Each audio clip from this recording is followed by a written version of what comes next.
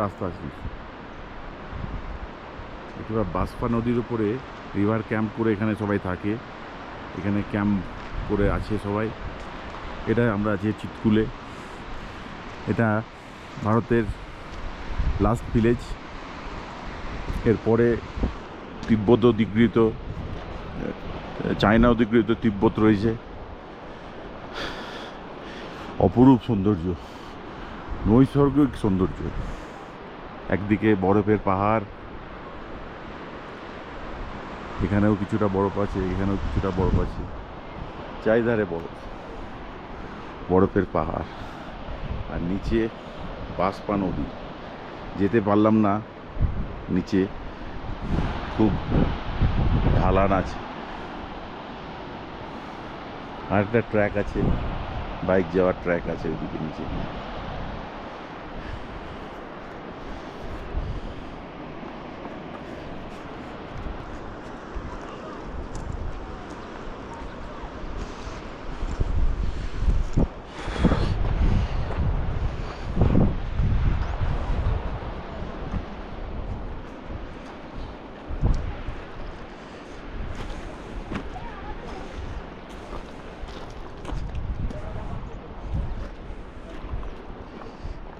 আন্দোলন এসো।